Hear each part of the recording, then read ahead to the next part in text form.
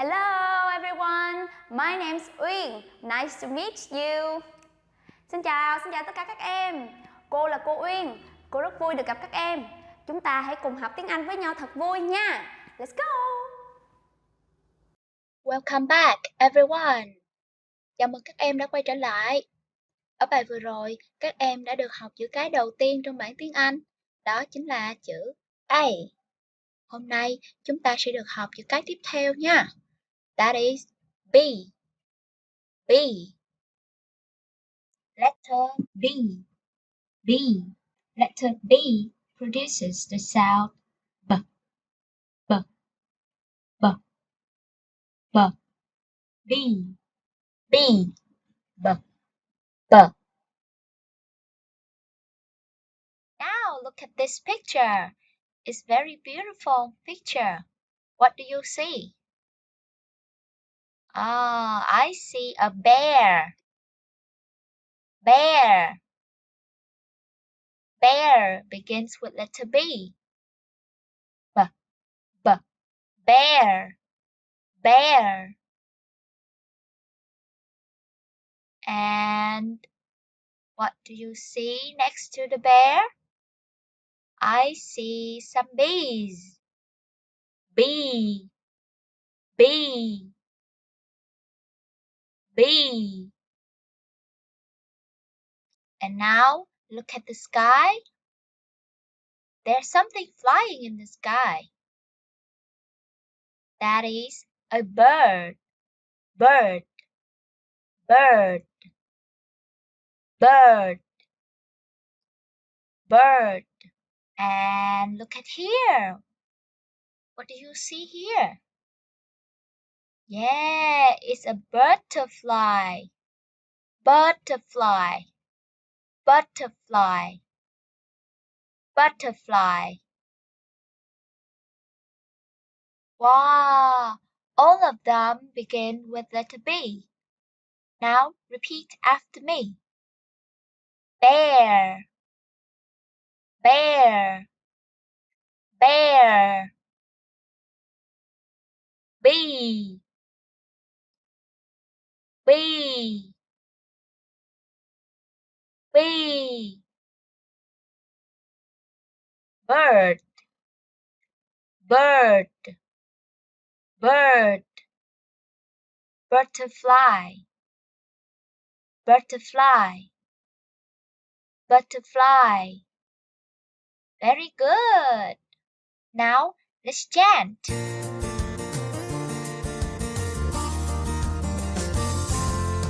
B, B, B. Can you hear? B, B, B. As in butterfly. B is the sound of B.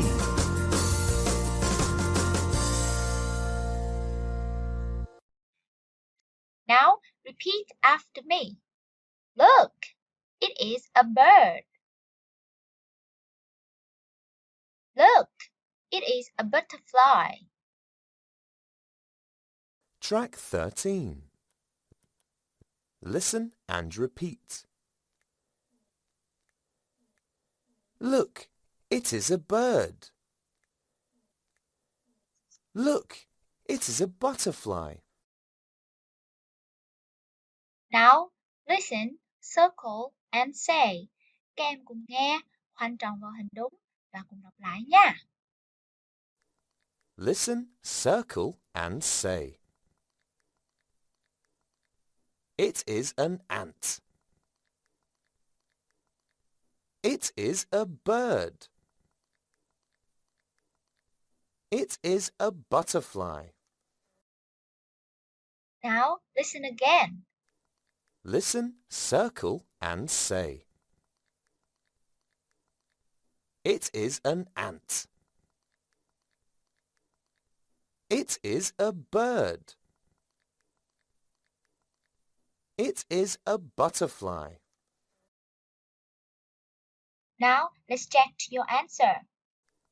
Listen, circle and say. It is an ant. It is a bird. It is a butterfly. It is an ant. It is a bird. It is a butterfly. Very good. Now, let's look, take, and say. Các em cùng nhìn vào hình ảnh, chọn câu đúng và đọc lại với cô nha. A. It is a bird. It is a bird. It is a bird. B. A red apple. It is a red apple. A red apple. A red apple. C. It is a butterfly. It is a butterfly. It is a butterfly. D. A small ant. A small ant. A small ant. Excellent! Now look at the picture, point and say. Các em cùng nhìn vào hình và đặt câu nha. It is an apple. It is an apple. It is an apple. Very good. Bây giờ, các em hãy nhìn vào các hình còn lại và đặt câu nha.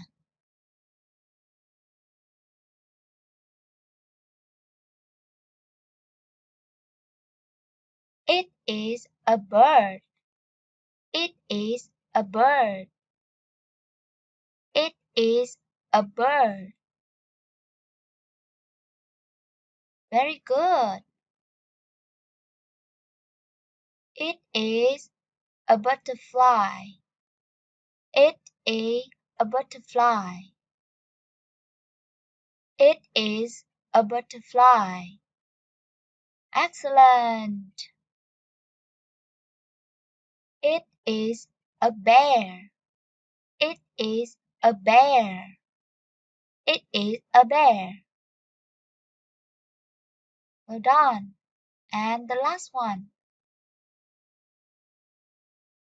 It is a bee. It is a bee. It is a bee. Very good. It's the end of our lesson today. Các em ơi, vậy là bài học của chúng ta đến đây là kết thúc rồi. Các em cùng ôn lại với cô trước khi chào tạm biệt nha. Bee, bee, bee, b, b, b. Bear, bear, bee, bee, bird, bird, butterfly, butterfly. Goodbye, see you later. Chào tạm biệt và hẹn gặp lại các em nha.